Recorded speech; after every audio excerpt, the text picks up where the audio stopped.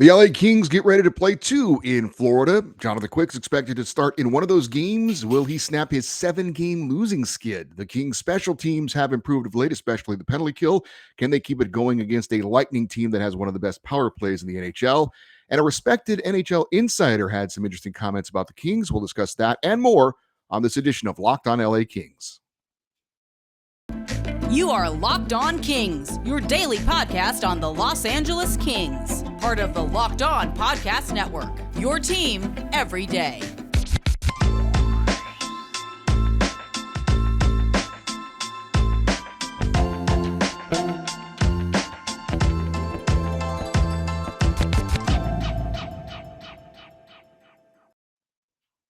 Hey, Kings fans, welcome to Locked On LA Kings, your team every day. Thanks for making Locked On LA Kings your first listen every day. We are free and available wherever you get your podcasts and on YouTube. Please like and subscribe if you're enjoying this content.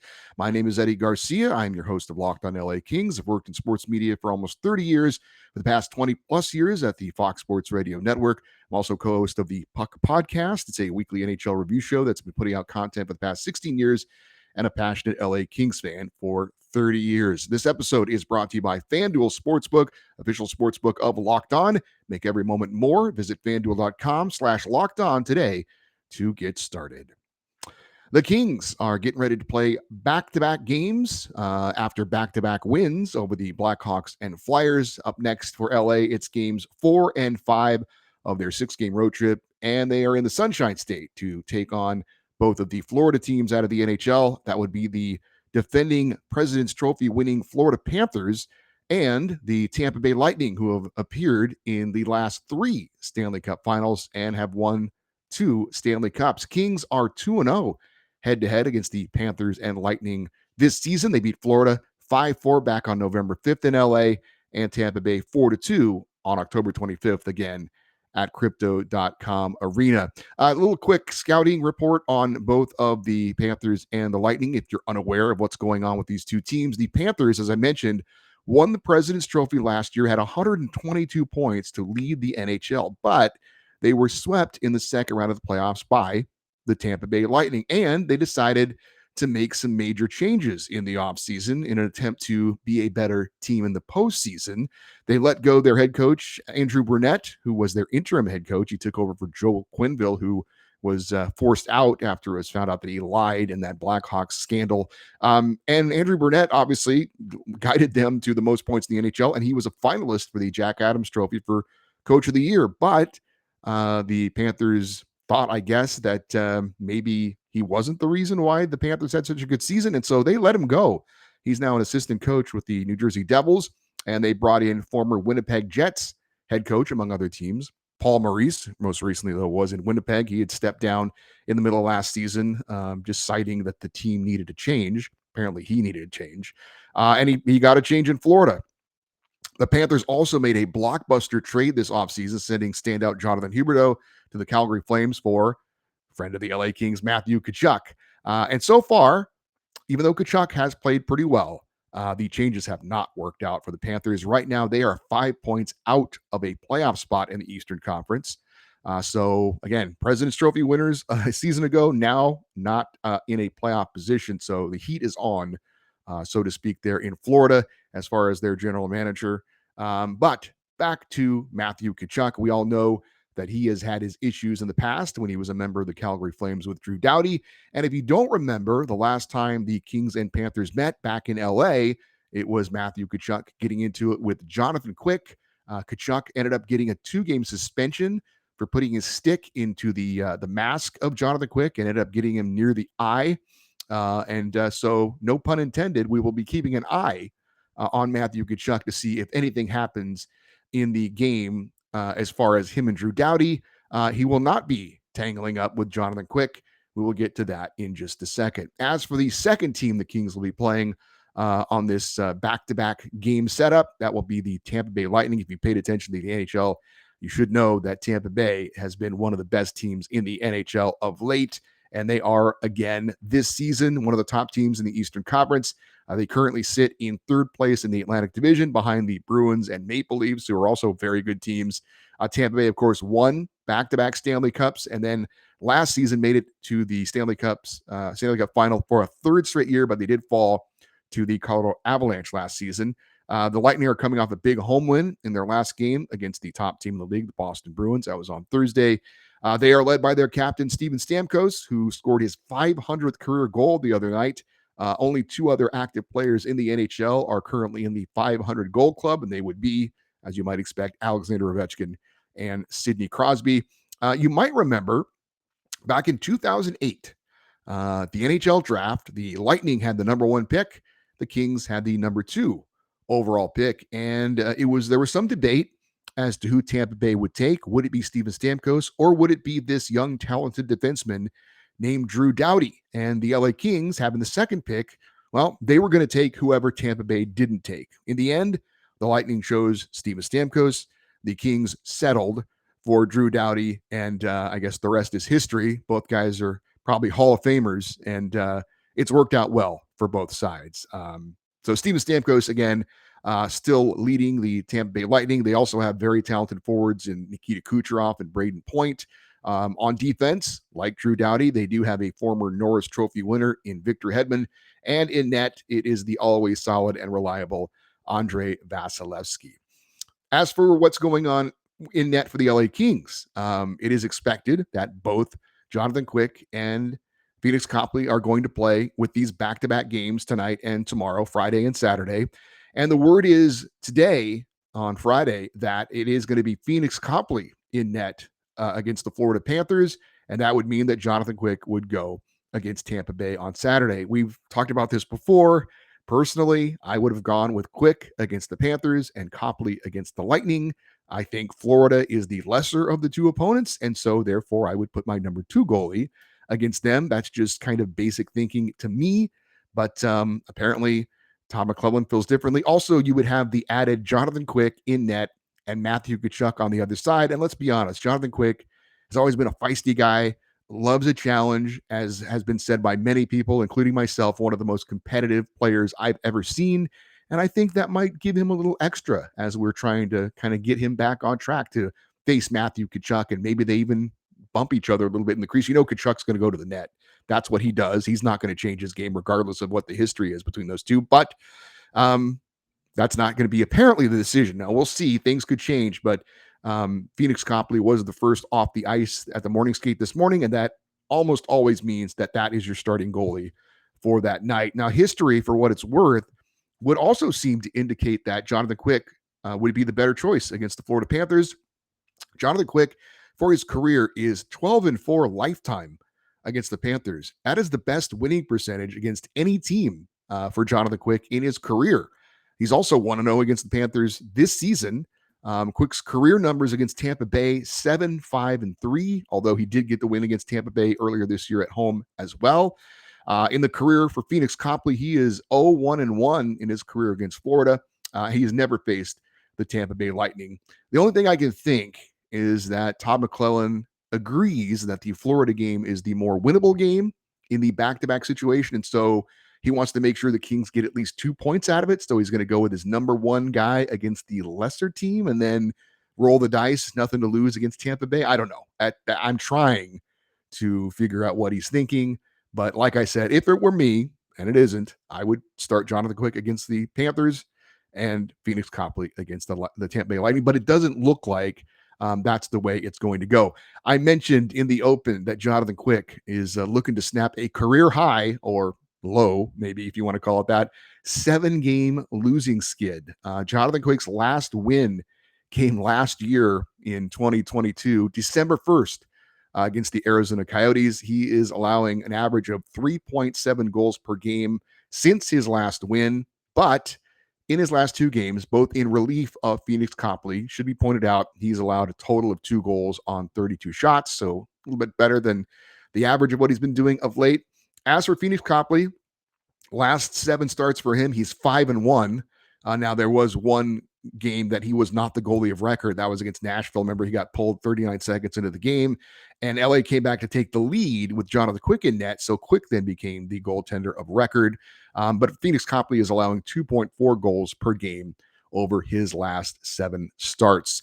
I expect the Kings lineup against the Florida Panthers tonight to stay the same as it has been the last 2 games against Philadelphia and Chicago. Obviously, both wins. And Todd McClellan's pattern has been, as long as the Kings are winning, and there's obviously no injury considerations or illnesses, he's going to stick with the same lineup that he's had. And that will be what do we expect for the Kings going forward in tonight's game against Florida. And if they post a win, I'm sure on Saturday against the Tampa Bay Lightning, it will be the same lineup as well. We're going to get into what we'll be looking for from the Kings in both of their games back to back against Florida and Tampa Bay. We will do that in just a moment, but I need to let you know that today's episode of Locked On LA Kings is brought to you by our friends at FanDuel.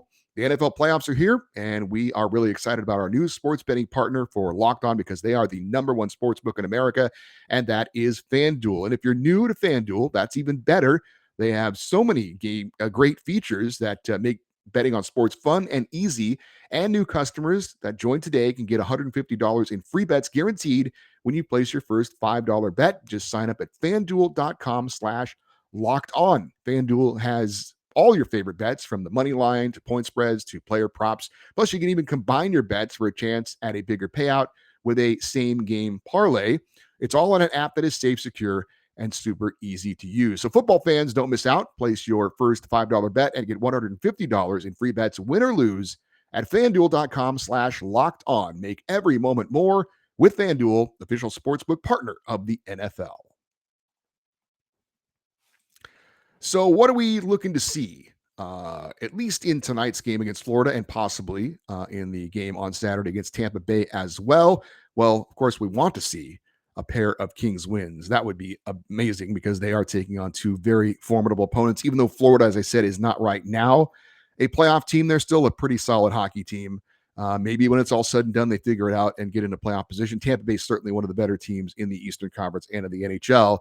But hopefully the top line will continue to lead the way for the Kings. Anze Kopitar and Adrian Kempe are both looking good so far in the month of January and in the year 2023. Kopitar, 10 points, 4 goals, 6 assists so far in January, and coming off probably his best game of the season where he had the 2 goals against Philadelphia. Kempe also a strong January so far with 8 points, 5 goals, and 3 assists. And we've talked about how I believe Quinton Byfield has been playing better on that top line with Kopitar and Kempe. 5 of Byfield's 8 points on the season have been in the last 10 games here in the month of January with 2 goals and 3 assists. So I have always said, your top line needs to be your top line more often than not for you to be successful. And so hopefully that will continue to be the case. The top player for the LA Kings has been playing very well of late. That is Kevin Fiala, one of the hottest players in the NHL so far this month with 7 goals and 7 assists for 14 points.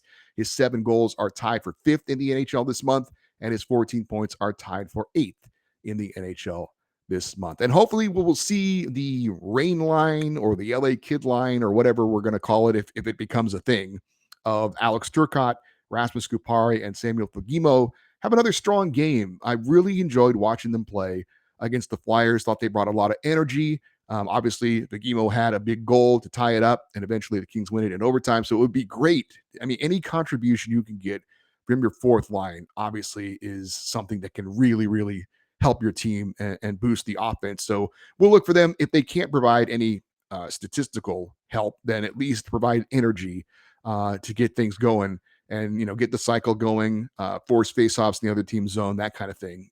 So we'll see the youth, the exuberance of youth, looking good at least in that Flyers game, in my opinion. And the Kings continue to need to get bottom 6 scoring with, as we mentioned, Gabe Vilardi, Arthur Kaliev, Trevor Moore still out due to injury. So anything they can get from that 4th line, or we know the 3rd line with Kevin Fiala, but Jarrett Anderson-Dolan, if he could chip in as well. That's all would be great for the LA Kings to get some of that secondary scoring from the bottom 6 other than Kevin Fiala. Kings special teams have been better so far this month in relation to their season average on the season. The Kings power play is scoring at 24.3%, but this month the Kings so far are at 29% on the power play. And the penalty kill, the Kings on the season killing off 74% of the power plays against. This month, they're at 85.7 so far. Kings have allowed only 3 power play goals in their last 7 games while scoring 8 goals with the man advantage. And believe it or not, Arthur Kaliev is still the Kings' leading power play scorer with 7 goals, even though he hasn't played in over 5 weeks, which showed you how great he was on the power play for them. And we could use him back. But Kevin Fiala and Adrian Kempe right now each have 6 power play goals as they look to overtake Arthur Kaliev. Maybe they'll do it this weekend. The Panthers, meanwhile, as far as their special teams, they are tied with LA in power play percentage, while Tampa Bay is second to only Edmonton in the NHL on the power play as far as percentage goes. The Panthers actually have a worse penalty kill overall on the season than the Kings. So special teams certainly could be a factor in both games, but particularly in that game on Saturday against Tampa Bay. Try and stay out of the box against the Lightning because they have a very, very good power play. We talked about Steven Stamkos. He gets set up at that left faceoff dot and just kind of like Alexander Ovechkin, just sits there and fires pucks away. And more often than not, it goes in the back of the net. So try and stay out of the box if you're the LA Kings coming up, especially against the Tampa Bay Lightning coming up on Saturday. A respected NHL insider had some interesting comments about the Kings recently. We'll talk about that in a moment. Also, we're going to check in on how tight the Pacific Division is right now. If you haven't noticed what's going on in the standings, that is coming up in just a second. But real quick, I want to invite you to check out Locked On NHL Prospects, your daily podcast covering the next generation of hockey superstars leading up to the NHL draft, plus NHL draft rankings and top prospect comparisons for every team. That is Locked On NHL Prospects, available on YouTube and wherever you get your podcasts. So, not sure how familiar you are with kind of the national media with the NHL, but one of the more respected NHL insiders is Darren Dreger. He works for TSN in Canada and also does contributions to the NHL Network. Really well respected guy. And he was on a podcast I saw on Wednesday and briefly touched on the LA Kings and what moves they might make before the deadline. Now, this is speculations going on all over the place.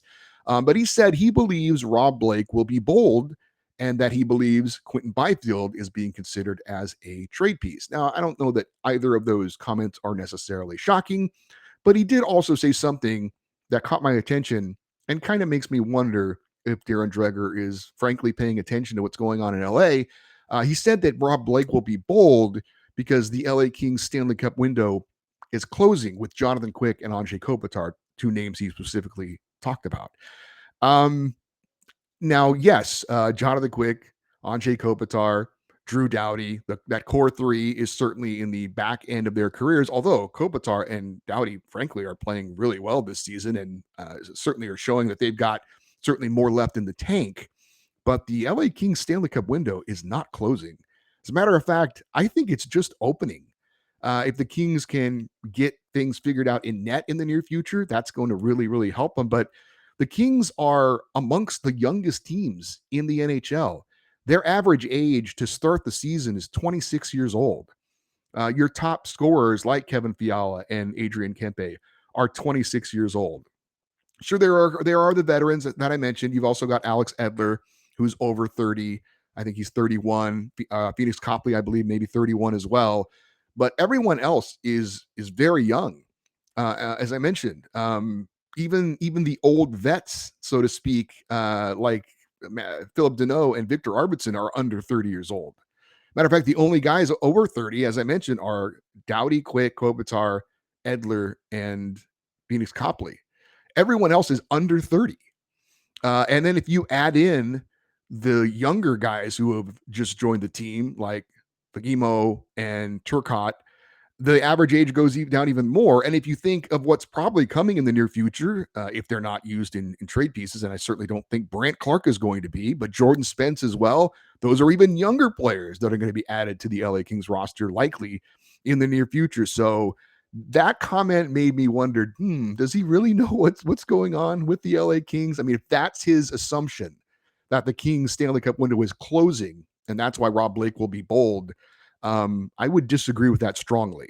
Um, if Rob Blake is bold, I believe it's because he sees a window open, but not because the Kings window will be closing in the near future, but it's open right now because of what we're seeing in the Western Conference, where there isn't though there's those 1 or 2 kind of juggernaut teams like we saw Colorado last season. Matter of fact, the Avalanche are struggling just to be in a playoff spot this year. So the opportunity might be there for the Kings to make a deep run if they can get things together because of what's going on in the Western Conference, not because the LA Kings window is closing. I would strongly disagree with that. Remember Brent Clark? He was certainly the subject of a lot of discussion in the first half of the season, but now that he has been sent back to his junior team, we've kind of stopped talking about him. Actually, we've completely stopped talking about him, although I just mentioned his name a moment ago. But Brent Clark, if you're curious, is doing just fine, as you would expect, back in the OHL playing for the Barrie Colts. He's only played in 6 games since going back to the OHL after winning gold at the World Junior Championships with Canada. And so far on those 6 games, pretty good numbers. 4 goals, 7 assists, 11 points in 6 games. So as you would expect, Brent Clark back at the junior level and doing very, very well. I also wanted to check in on the Ontario Reign real quick. And by the way, no more rain checks. I thought I was clever coming up with that name, but apparently someone else is using it and has been using it for a while. So I don't want to steal anyone else's material. So we'll call it the Rain Report for now until we come up with something better. But the Rain had a thrilling victory the other night, a 3-2 win over the Calgary Wranglers on Wednesday. Ontario scoring 2 goals in the third period and then winning it in overtime. And Lias Anderson continues to play very well for the Ontario Reign. He scored 2 goals. He scored the game tire in the third period and then got the sudden death game winner in overtime. He's got now 17 goals on the season, leading the Ontario Reign. And we did have that email the other day asking, will Lias Anderson get a chance to show what he could do with the Kings this season because of what he's doing, having a fine season in the AHL? And I would say, again, that is unlikely, not because he's not performing well, but because there's really not much room for him right now with the Kings, and he's also not waiver exempt. So if they do call him up, they would have to keep him for the rest of the season. And I don't see that happening right now, but we shall see. If it were to happen, it would be because the Kings were besieged with injuries. So let's frankly hope that doesn't happen. If you were wondering who was in net in that latest win for the Reign, it was not Cal Peterson. It was Matt Villalta. He made 27 saves, allowing 2 goals in getting the victory. So there you go with the Reign report. Usually we check the Pacific Division standings coming out of the weekend and starting a new week on Monday. But things are so tight right now in the Pacific. I wanted to check the standings with you guys. And I know you can look at the standings anytime on your phone, but we're trying to give you as much information as possible. Let you know if you haven't noticed that things are super tight right now in the Pacific Division. As a matter of fact, it is tighter in the Pacific Division than any other division race in the NHL. The top 3 teams right now, which includes the LA Kings, who would be automatically into the playoffs if the season ended today. The top 3 teams are separated by 1 point.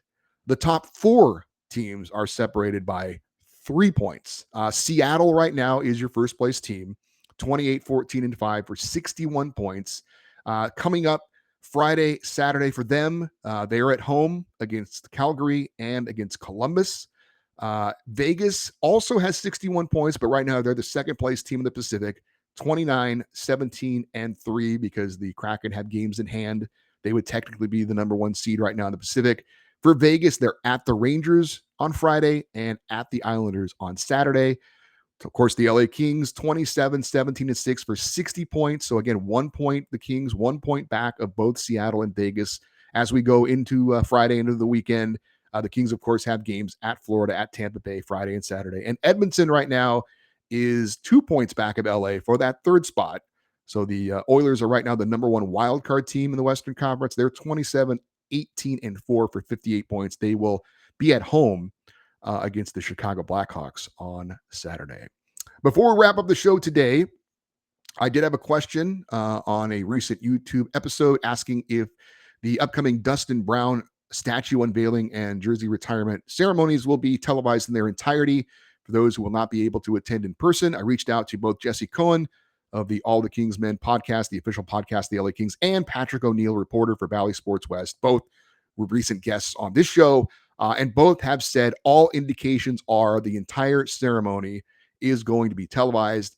Don't forget, the pregame festivities start at 6 p.m., whether you're going to watch on TV or be there in person.